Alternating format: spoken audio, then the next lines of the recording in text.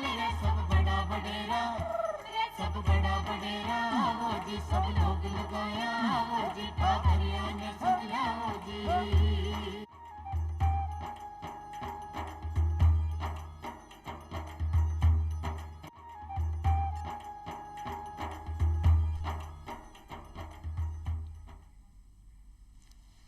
चौपाल देख बड़ा सबला भाया और बहना ने राम राम सा भाई बहना आप चारों मेड़ देखा तो बहुत सारा भाई बहन अपन ऐशान का भी दिखे है जो मानसिक या शारीरिक रूप से वन पूर्ण न खे सका और माननीय प्रधानमंत्री जी वहाँ का ताणी दिव्यांग शब्द को प्रयोग करो है। ए दिव्यांग भाई बहना का कौन कौन सा अधिकार है, समाज भी वहाँ का ताणी कुछ करे है, कुछ करना भी चाहे, और सरकार की ऐसी कौन कौन सी योजनाएं हैं जो वहाँ ने पूरा अधिकार प्रदान कर रही है, इसकी तमाम जानकारी लेकर आज अपना कार्यक्रम में श्री संदीप कुमार जी मौजूद हैं। राम राम राम संदीप जी। राम। संदीप जी आपको कार्यक्रम में स्वागत है। संदीप जी उप निदेशक हैं निदेशालय विशेष योग्यजन जयपुर में बिराजे साहब। संदीप जी जो सबसे पहले तो मैं था सो यही जानना चाहूँ कि साहब पहले यहाँ के ताणी विकलांग शब्द को प्रयोग करता है, बाद में विशेष योग्यजन को प्रयोग करवा ला गया और अब माननीय प्रधानमंत्री जी की पहल सु या न आप दिव्यांग खेमा तो शब्दा का परिवर्तन सु कई फर्क पड़ी आखिर इसके बारे में बताना चाहूँगा कि जो प्रारंभ में दिव्यांग शब्द जो अब वर्तमान में प्रचलित है उससे पहले जो शब्द था विकलांग शब्द प्रचलन में था, जिसे हम डिसेबल या हैंडीकैप वर्ड हम अगर डिक्शनरी की बात करें वो वर्ड अमेरिका में काम में लिया जाता था।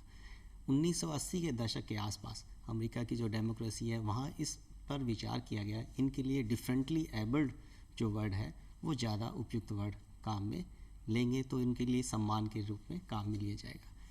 भारत में भी इसी तरह से जब इसमें शब्दों में जब परिवर्तन होना अंतर्राष्ट्रीय स्तर पर परिवर्तन होना शुरू हुआ तो सर्वप्रथम हम विकलांग शब्द के स्थान पर निशक्तजन शब्द काम में लेना शुरू किया।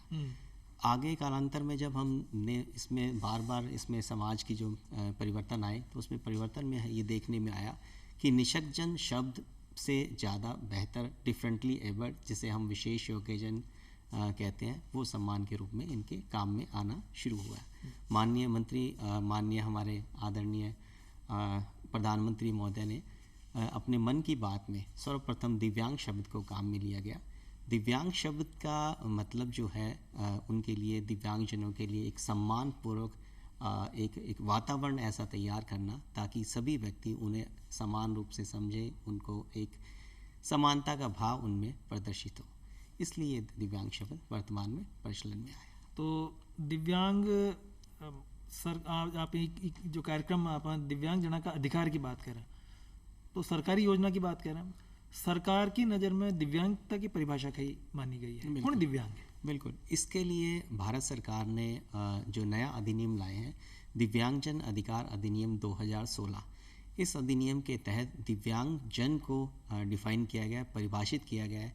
यहाँ मैं दो चीज़ें और बताना चाहूँगा कि इस अधिनियम में एक वर्ड काम में लिया है बेंचमार्क दिव्यांगजन और एक है दिव्यांगजन। हम जिसे हम दिव्यांगजन कहते हैं, सामान्य भाषा में हम ये कहते हैं कि किसी व्यक्ति के शरीर में या मानसिक रूप में कोई कमी होती है तो वो सामान्य रूप से आम बोलचाल की भाषा में हम शब्द के दिव्यांगजन के लिए कह सकते हैं।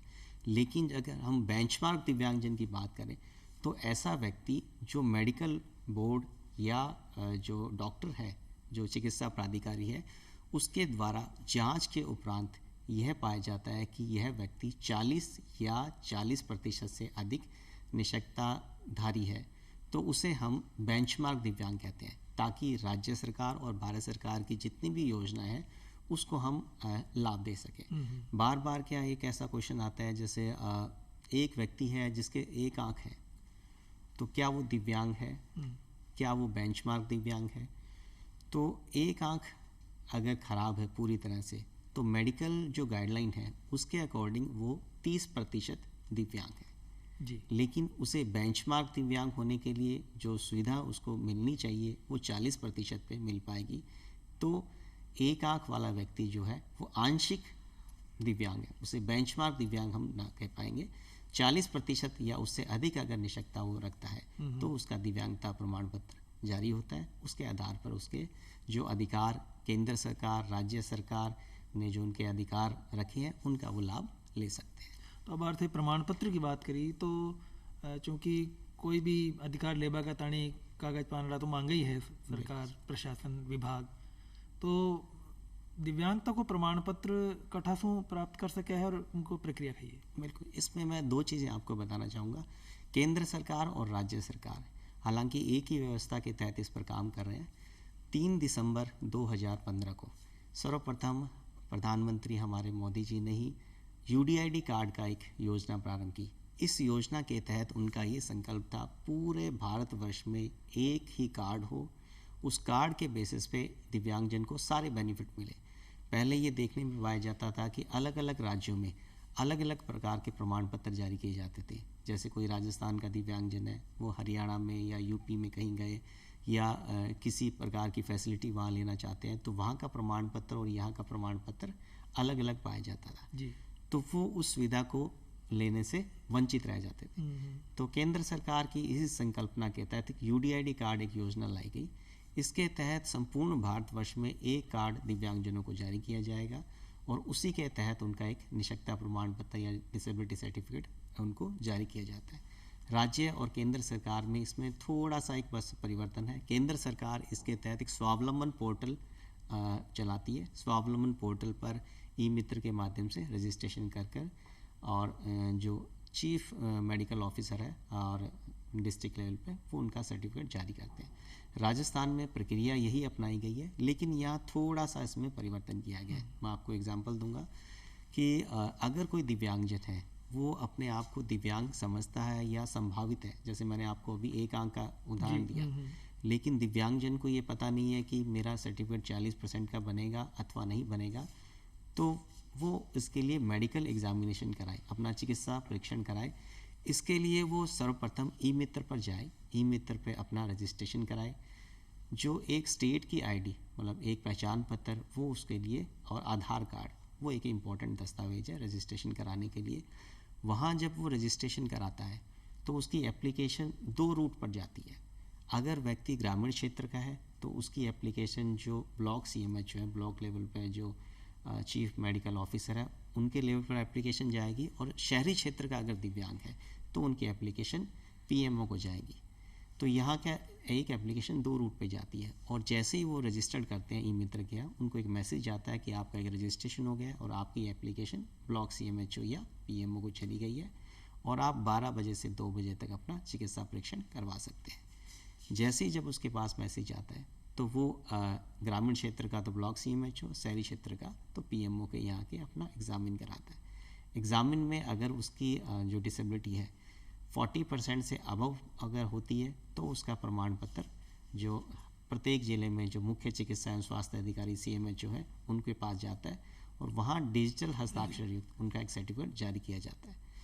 जैसा कि दिव्यांगजन अधिकार अधिनियम जो आया नया, इसमें जो दिव्यांगता की श्रेणी जो 21 प्रकार की कर दी गई है। पहले दिव्यांगता की श्रेणी 7 प्रकार की थी, तो कुछ डिसेबिलिटी ऐसी है जिसके लिए एक्सपर्ट डॉक्टर चाहिए, वो ब्लॉक लेवल पर या पीएमओ लेवल पर उपलब्ध नहीं होते।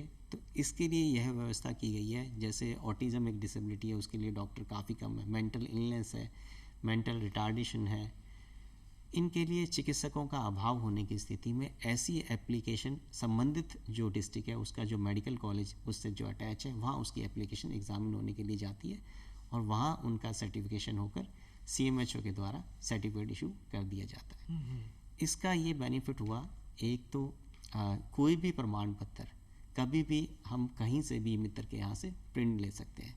पहले ये था कि ऑफलाइन सर्टिफिकेट जारी होता था, वो प्रमाण पत्र गुम हो जाता तो जो दिव्यांग भाई बहन है उसको वापस उसी प्रक्रिया से चिकित्सा परीक्षण कराना और ये सारा उसे वापस उसको चक्कर लगाने पड़ते थे। इस प्रक्रिया से एक तो ये फ़ायदा हुआ।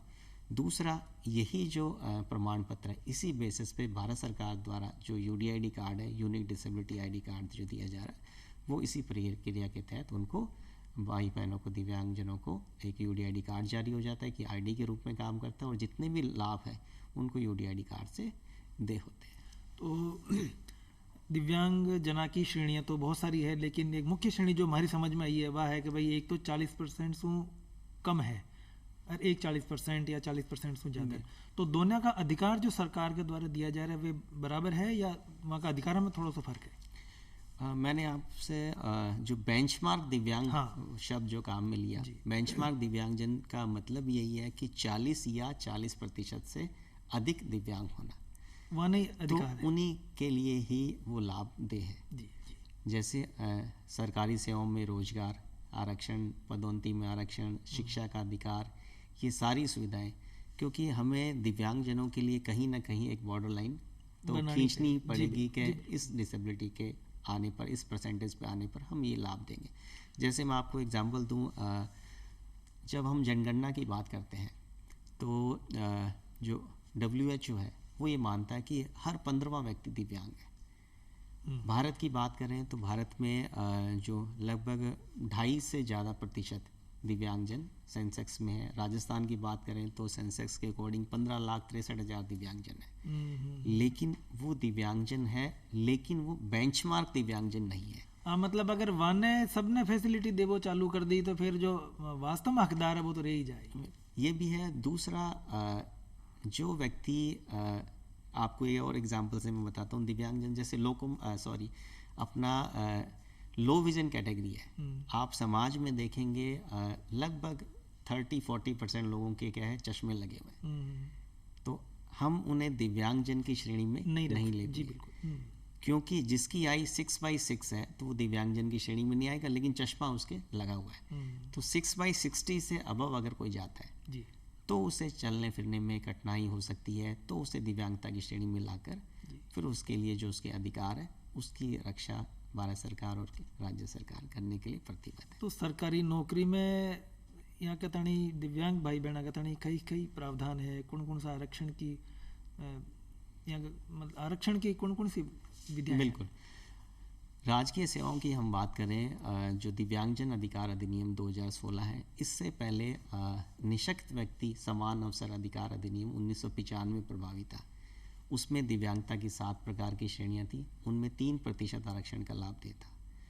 वर्तमान में जो दिव्यांगजन अधिकार अधिनियम जो प्रचलन में है, उसमें जो दिव्यांगता की श्रेणी है 21 प्रकार की गई है और उसमें 14 प्रकार की श्रेणियों को आरक्षण का लाभ दिया गया है और आरक्षण भी 3 से बढ़ाकर 4% किया गया जी। तो जितनी भी राजकीय सेवाएं हैं उनमें 4% आरक्षण क्षैतिज रूप से दिव्यांगजनों को दिया गया है।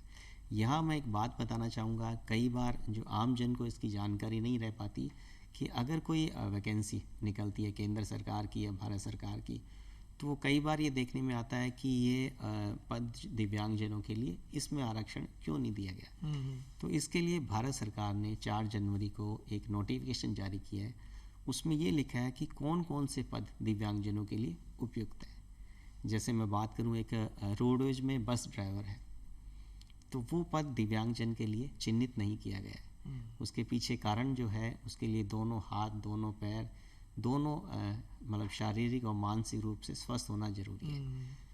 वहाँ काम को प्रकार ऐसे है कि मैं वहाँ जरूर वहाँ आरक्षण नहीं देकर, लेकिन कुछ ऐसी चीज़ें हैं जैसे आप देखेंगे पुलिस में भी बात करें तो कुछ सुविधाएं ऐसी है, जैसे हेल्प डेस्क का व्यक्ति है, बट जी। तो अगर सिपाही है कोई, वो सिपाही तो नहीं बन सकता, लेकिन सिपाही के रूप में हेल्प डेस्क बैठकर आम जनता को ये बता सकता है कि आपको ये सुविधा दे है, किसी की शिकायत दर्ज कर सकते हैं।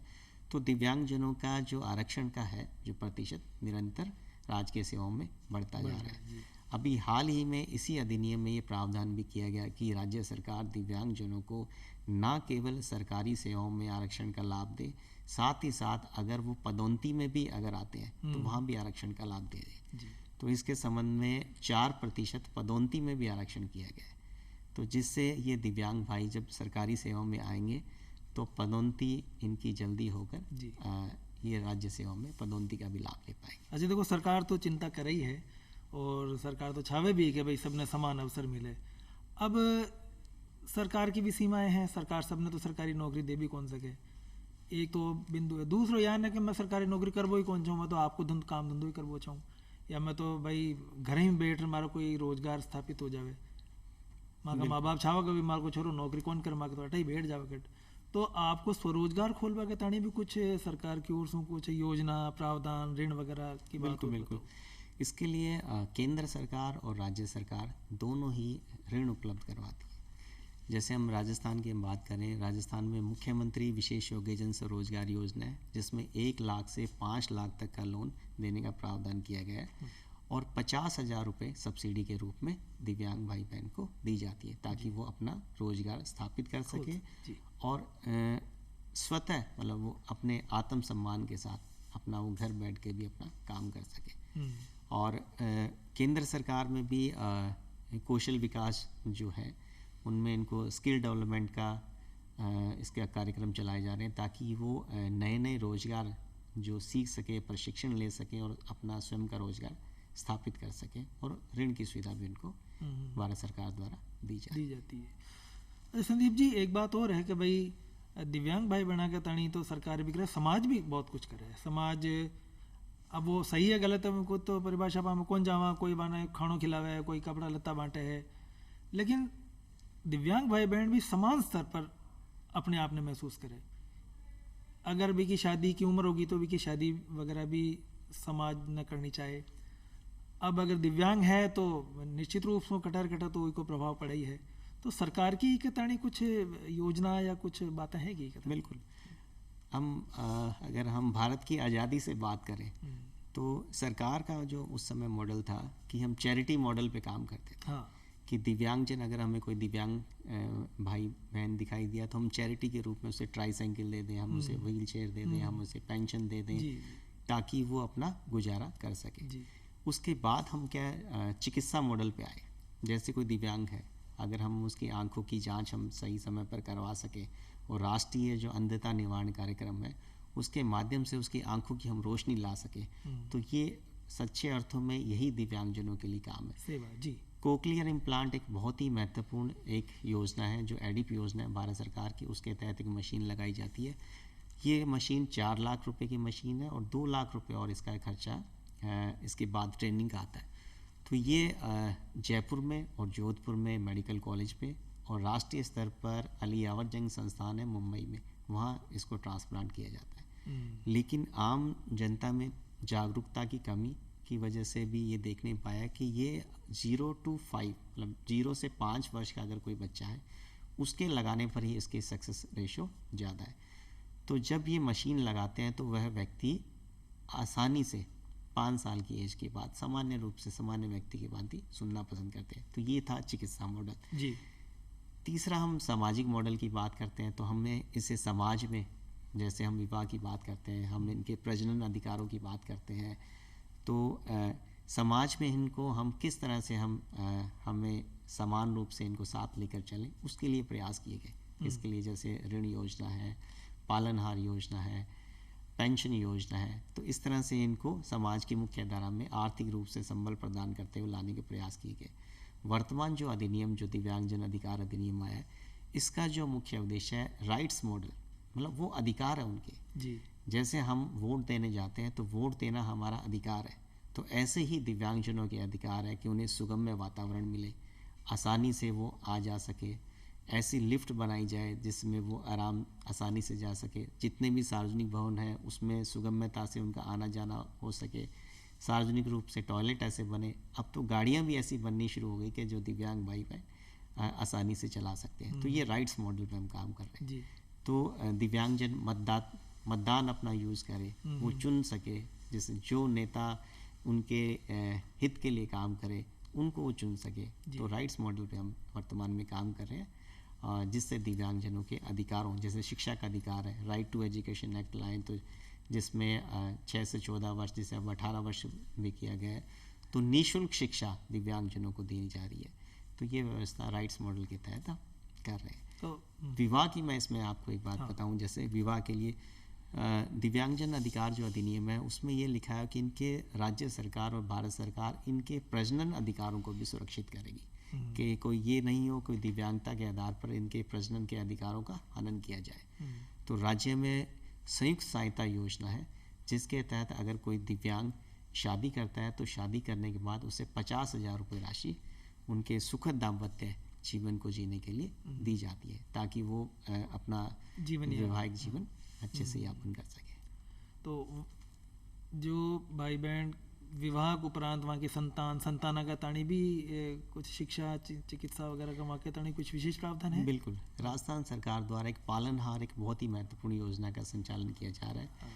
इसमें अगर कोई दिव्यांग भाई बहन है, उसकी संतान है, वो संतान दिव्यांग ना भी हो लेकिन दिव्यांग की संतान है, तो इसी एक श्रेणी को पालनहार के तहत शामिल किया गया है, जिसके तहत 0 to 5 जो एज ग्रुप का बच्चा है, अगर वो आंगनवाड़ी केंद्र में जाता है, और 5 से लेकर 18 वर्ष का बच्चा जो शिक्षा के लिए विद्यालय में जाता है, तो उसके बेसिस पे उसको 500 रुपये और 1000 रुपये पर मंथ पर बच्चा पालनहार जो उसको पालता पोसता है उसको दे, ताकि वो शिक्षा के क्षेत्र में भी अपना अधिकारों के उनकी रक्षा हो सके।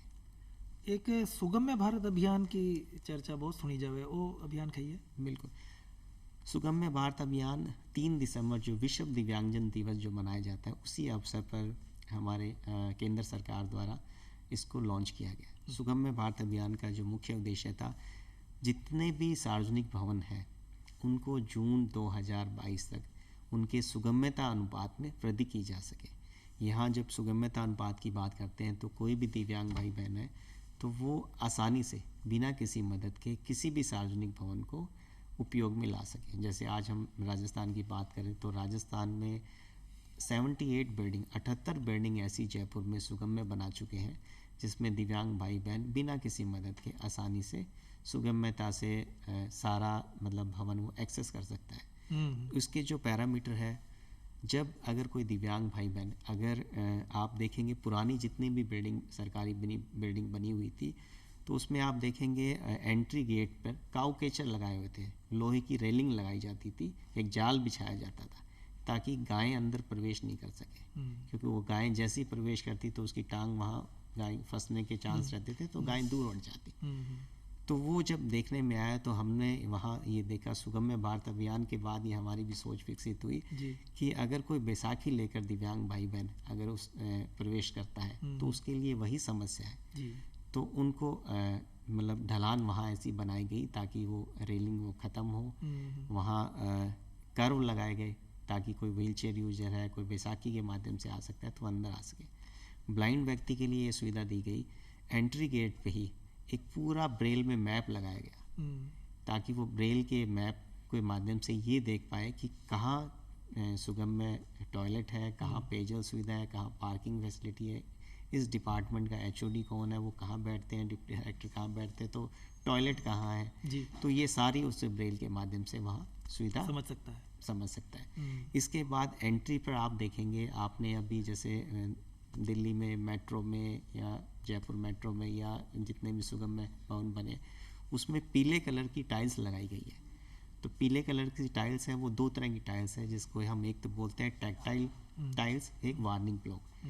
टैक्टाइल टाइल्स जो है उसमें जो ब्लाइंड है स्टिक के माध्यम से आगे बढ़ता है, और जहाँ उसे नहीं जाना वहाँ एक वार्निंग ब्लॉक लगाया गया जिससे वो अपना डायरेक्शन चेंज कर लेता है। इसी तरह से रैंप, टॉयलेट ऐसे एक्सेसिबल बनाए गए हैं कि व्हीलचेयर यूजर अपनी व्हीलचेयर अंदर ले जाकर और टॉयलेट यूज करके बाहर आ सके। ऐसे ही लिफ्ट में किया गया। लिफ्ट जो पुरानी आप लिफ्ट देखेंगे उसमें लिफ्ट का गेट है, उसकी चौड़ाई इतनी कम होती थी, व्हीलचेयर अंदर ही नहीं जा पाती थी। अब उनके गेट चौड़े किए गए हैं ताकि व्हीलचेयर यूजर है जो व्हीलचेयर अंदर ले जा सके। सामने की तरफ शीशा लगाया गया, आप देखेंगे लिफ्ट में एक शीशा लगाया गया है ताकि व्हीलचेयर यूजर जब अंदर प्रवेश करे तो वो पीछे देख सके कि मैं शीशे के माध्यम से कि मैं कहाँ तक आ चुका हूँ। इसी प्रकार से जो ब्लाइंड जो डिसेबल थे उनके लिए लिफ्ट में आप देखेंगे पैनल में ब्रेल में बटन लगाए गए ताकि वो उसको छू कर देख सके ये फर्स्ट फ्लोर है, ये सेकंड फ्लोर है, ये थर्ड फ्लोर है। साउंड सिस्टम लगाया गया। तो ये सारे सुगम्यता के मापदंड है जो भारत सरकार के सुगम्य भारत अभियान के तहत किए गए हैं, और ये ना केवल दिव्यांग भाई बहनों के लिए, गर्भवती महिलाओं और आप जो वृद्धजन है उनके लिए भी उतना ही इम्पोर्टेंट है। तो ये सुगम्य भारत अभियान से मेरा मानना है भारत की 50% आबादी अगर ये एक्सेसिबिलिटी बढ़ते हैं तो इसका लाभ लेंगे। संदीप जी थेमा का कार्यक्रम में पधारा, बहुत बढ़िया जानकारी दी, और मैंने उम्मीद है कि भाई बहन ये जानकारी से बहुत लाभान्वित हुआ वाला, और जो दिव्यांग भाई बहन है वे ये जानकारी को लाभ उठावेला और समाज में बराबर को दर्जो वाने मिले आपण सबको प्रयास है, सरकार का भी प्रयास है, अपना सामाजिक स्तर का भी आप प्रयास करा वे सब प्रयास सफल हो, ये भावना के साथ चौपाल भगत हो पूरो दो इजाजत। राम राम। राम।